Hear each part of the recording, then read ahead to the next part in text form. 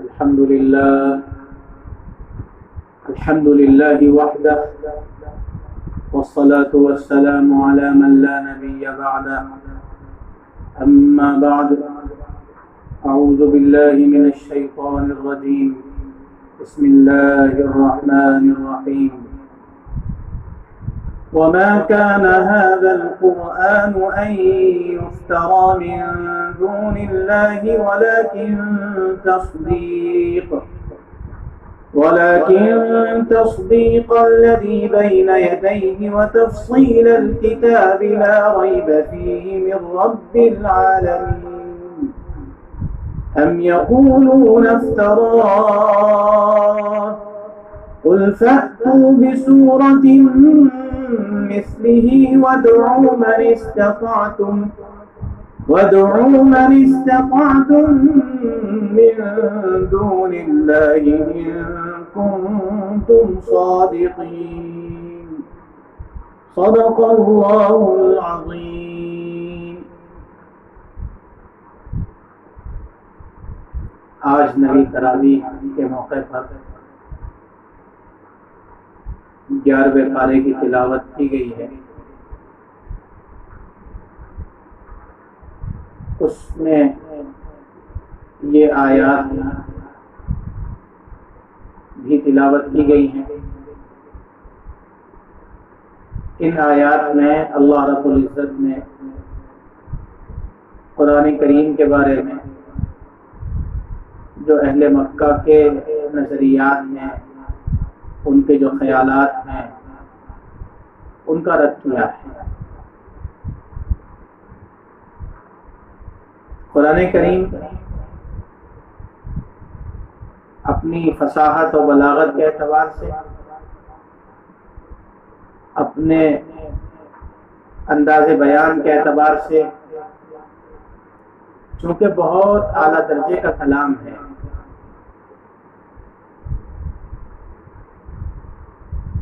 حالانکہ حضور اکرم صلی اللہ علیہ وسلم کی جو ابتدائی 40 سالہ زندگی ہے، اگر ہم اس کا جائزہ لیتے ہیں تو اس زندگی میں آپ امی کہلاتے ہیں۔ آپ نے کسی مکتب کے اندر یا کسی استاذ کے سامنے دانو تلمس طے نہیں کیے، آپ امی محض ہیں۔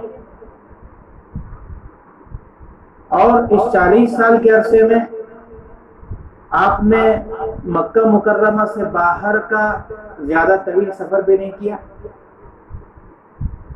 صرف چند روز کے لیے بغرض تجارت حضور اکرم صلی اللہ علیہ وسلم تشریف لے گئے۔ لیکن اس طویل عرصے کے دوران یہ جو مختصر سفر ہوئے ہیں، ان سفروں کے بارے میں یہ تصور نہیں کیا جا سکتا ہے کہ ان سفروں میں حضور نے کسی سے کچھ سیکھ لیا۔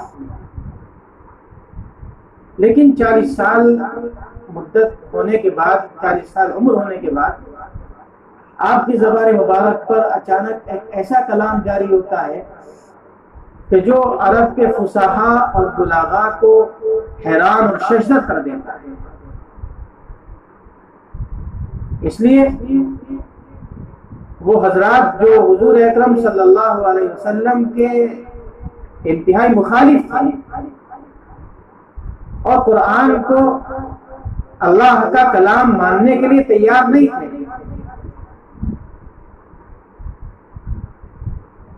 ان لوگوں کا معاملہ یہ تھا کہ دن بھر قرآن کی مخالفت کرتے تھے۔ ان کا نظریہ یہ تھا بعض لوگوں کا کہ قرآن اللہ کی طرف سے نہیں آیا، بلکہ محمد نے اپنی جانب سے کچھ عبارتیں گھڑ لی ہیں اور آ کر کے ہمیں کہہ دیتے ہیں کہ یہ اللہ نے قرآن اتارا۔ کچھ لوگوں کا خیال یہ تھا کہ جو قیداس نام غلام تھا، اس سے کچھ سابقہ کتابوں کی عبارتیں سن کر آ جاتے ہیں اور ہمارے سامنے قرآن کے طور پر پیش کر دیتے ہیں۔ اللہ کی کتاب ماننے کے لیے تیار نہیں ہے۔ لیکن دوسری طرف ان کا عالم یہ تھا کہ قرآن کا جو انداز بیان ہے، قرآن کا جو اعجاز ہے کہ ہر کوئی قرآن سن کر اس کی طرف لپکتا ہے، کھینچتا ہے، یہ مشرکین مکہ دن بھر مخالفت کرتے تھے، اور جب رات میں حضور اکرم صلی اللہ علیہ وسلم اپنے گھر کے اندر تہجد پڑھتے تھے، اس میں قرآن کریم کی تلاوت کرتے تھے، تو یہ مشرکین مکہ گھر کے باہر چھپ چھپ کر حضور کا قرآن سنا کرتے تھے۔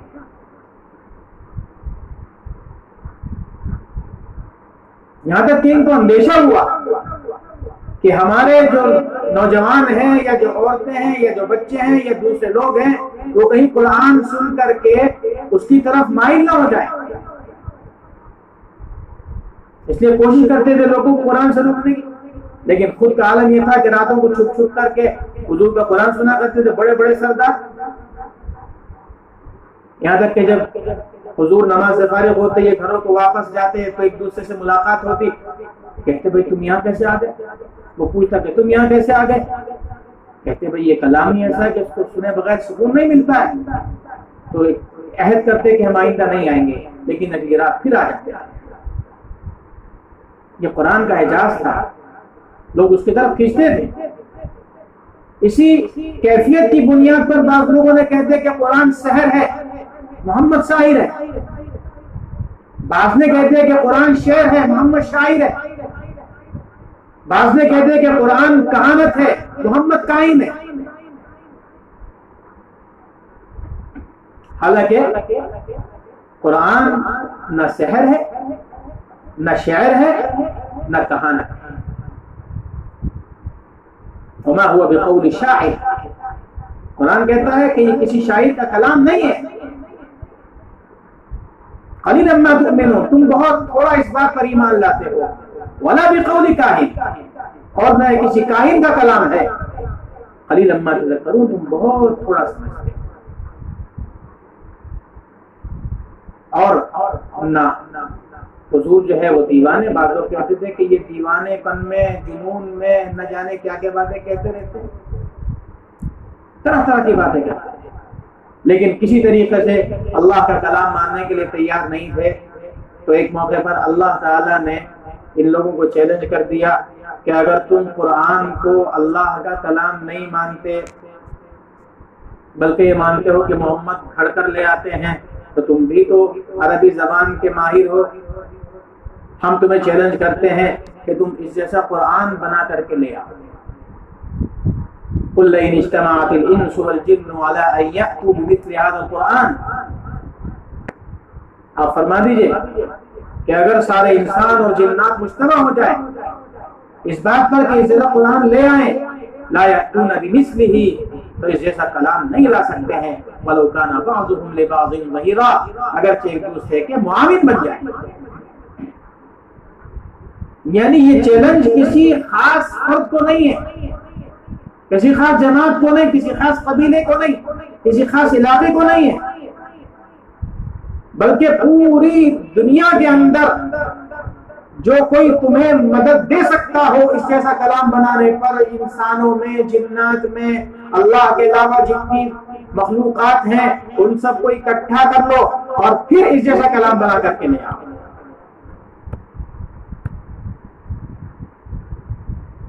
لیکن نہیں لا سکتا، اس لیے کہ یہ محمد کا بنایا ہوا کلام نہیں تھا، یہ اللہ کا اتارا ہوا کلام تھا۔ قرآن نے چیلنج کے اندر تخفیف کی کہ اگر تم اس جیسا پورا کلام نہیں لا سکتے تو کم از کم 10 صورتیں بنا کر کے لے آؤ۔ فَأْتُوا بِعَشْرِ سُوَرٍ مِثْلِهِ، اس جیسے 10 صورتیں لے آؤ، لیکن نہیں لا سکتا، اس لیے کہ انسان اللہ کے کلام کا مقابلہ نہیں کر سکتا۔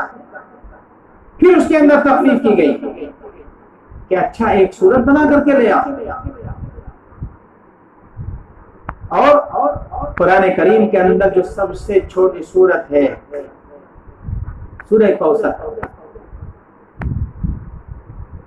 اس سورت کو لکھ کر کے خانہ کعبہ پر ڈال دیا گیا، لٹکا دیا گیا، چسپاں کر دیا گیا، اس لیے کہ عربوں کا یہاں ایک طریقہ تھا، جو شخص کوئی کلام کہتا تھا، کوئی شعر کہتا تھا، تو وہ اس کو خانہ کعبہ پر لکھ کر کے لٹکا دیتا تھا تاکہ دوسرے لوگوں کو چیلنج ہو جائے کہ تم میں اگر ہمت ہے تو اس جیسا کلام بنا کر کے لے آؤ۔ جب ایک آیت کا چیلنج کیا گیا تو مسلمانوں کی طرف سے سورہ کوثر لکھ کر کے خانہ کعبہ میں لٹکا دی گئی، لیکن کوئی اس کلام کا مقابلہ نہیں کر سکتا، یہاں تک کہ انہی میں سے کسی نے لکھ دیا واللہ ما ھذا کلام البشر، اللہ کی قسم یہ کسی انسان کا کلام نہیں ہو سکتا ہے۔ اور یہ چیلنج اسی زمانے کے اندر نہیں تھا، یہ چیلنج قیامت تک آنے والے انسانوں کے لیے ہے، جنات کے لیے، کہ اگر تم اس قرآن کو اللہ کا کلام نہیں مانتے ہو تو اس جیسا کلام بنا کر کے لے آؤ۔ اللہ نے اس قرآن کو نازل کیا ہے تو اس قرآن کی حفاظت بھی کی ہے، قرآن کی حفاظت کی ذمہ داری بھی خود لی ہے۔ انا نحن نزلنا الذکر وانا لہ لحافظون، ہم ہی اس نصیحت کی بات کو نازل کرنے والے ہیں اور ہم ہی اس کی حفاظت کرنے والے ہیں۔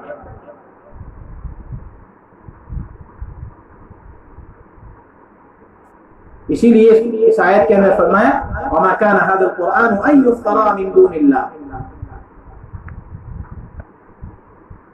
یعنی یہ قرآن ایسا نہیں ہے کہ اللہ کے علاوہ کوئی اس کو بنا لے، ولیکن تصدیق الذی بین یدیہ، لیکن یہ تصدیق کرنے والا ہے پہلے کلام کی، یعنی اس قرآن نے یہ تصدیق کر دی کہ قرآن سے پہلے جو آسمانی کتابیں آئیں، تورات ہو، زبور ہو، انجیل ہو، وہ ساری کتابیں برحق تھی۔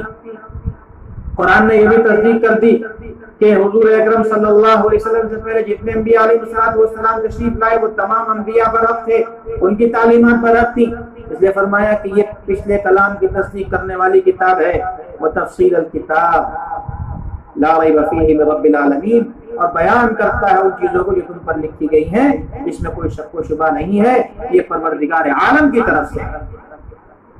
ام یقولون افترا، کیا یہ غیر ایمان والے کہتے ہیں کہ محمد نے اس کو بنا لیا؟ قل فأتوا بسورۃ مثلہ، آپ فرما دیجئے کہ تو لے آؤ تم ایک سورت اس کے جیسی، وادعوا من استطعتم من دون اللہ، اور بلا لو جس کو تم بلا سکو اللہ کے علاوہ، ان کنتم صادقین، اگر تم اس دعوے کے اندر سچے ہو، یعنی تمہارے بس کی بات نہیں ہے کہ تم اس جیسا کلام بنا سکو، اس لیے کہ یہ کسی انسان کا کلام نہیں ہے، یہ تو اللہ کا کلام ہے۔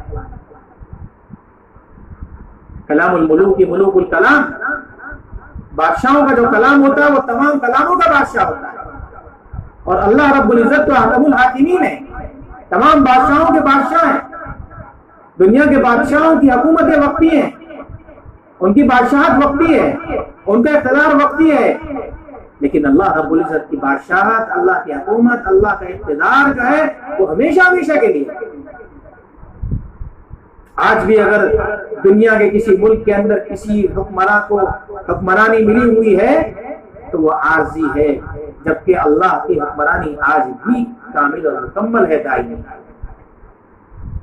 اللہ کی حکمرانی اس وقت بھی تھی جب کچھ نہیں تھا، اور اللہ کی حکمرانی اس وقت بھی رہے گی جب یہ ساری دنیا فنا ہو جائے گی، سارے انسان ختم ہو جائیں گے، سارے جنات ختم ہو جائیں گے، ساری مخلوقات پر موت طاری ہو جائے گی، یہاں تک کہ فرشتوں کو بھی موت آ جائے گی، ملک الموت کو بھی موت آ جائے گی، اس وقت بھی اللہ کی حکمرانی باقی رہے گی۔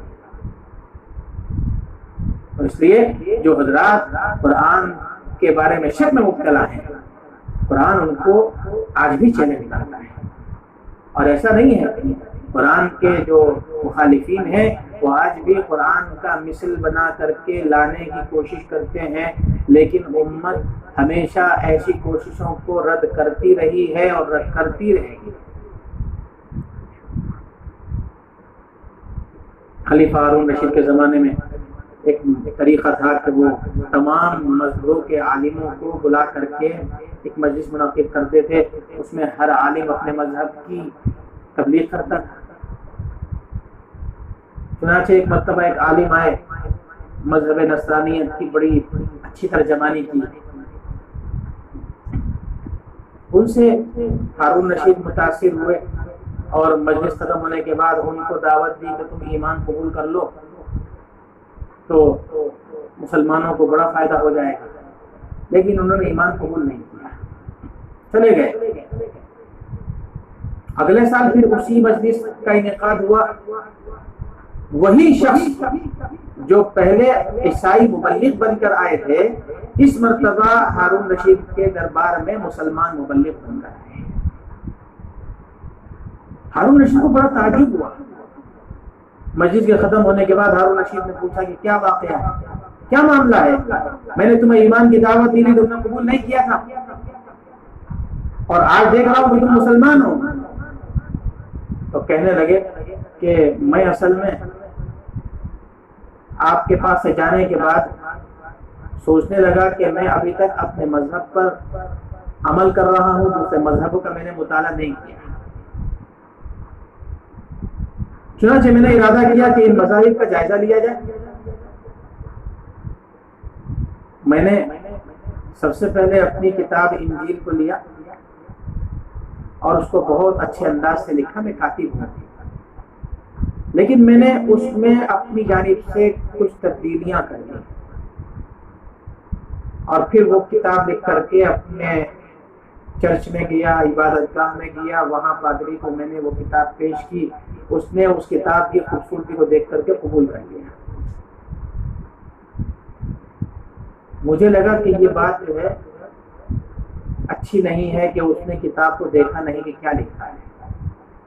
اس کے بعد میں نے تورات کو لیا، اس کو اور اچھا بنا کر کے لکھا، اور اس میں بھی اپنی طرف سے کچھ تبدیلیاں کر دی، اور پھر اس کو لے کر کے یہودیوں کے عبادت خانے میں گیا، تو وہاں میں نے دیکھا کہ لوگوں نے وہاں بھی اس کو قبول کر لیا۔ اس کے بعد میں نے قرآن کو لیا، قرآن کو مزید سنوار کر لکھا، خوبصورت بنا کر کے لکھا، اور اس کے اندر بھی اپنی طرف سے کچھ تبدیلی کر دی، اور پھر اس کو لے کر کے مسلمانوں کی مسجدوں میں گیا۔ وہاں جاتے ہی سب سے پہلے انہوں نے یہ دیکھا کہ صحیح لکھا ہے یا نہیں لکھا ہے، اس میں کوئی تبدیلی تو نہیں ہوئی۔ انہوں نے دیکھا کہ اس میں تبدیلی ہے تو انہوں نے مجھے واپس کر دیا۔ میں سمجھ گیا کہ یہ مذہب حق ہے، چنانچہ میں نے اسلام قبول کر لیا۔ اسی لیے آج مسلمان کی حیثیت سے میں آپ کی اس مجلس کے اندر شریک ہوں۔ یہ دولت اللہ نے ہمیں دی ہے، اس قرآن سے ہمیں تعلق قائم کرنا چاہیے، اس قرآن سے لگاؤ رکھنا چاہیے۔ یہ قرآن تو ہماری دنیا اور آخرت دونوں میں رہنمائی کرنے والا ہے، دونوں جگہ کامیابی کا سبب بن جائے گا۔ اس قرآن پر اللہ رب العزت نے بہت اجر رکھا ہے، اللہ کے رسول صلی اللہ علیہ وسلم نے اس اجر کو بیان فرمایا ہے۔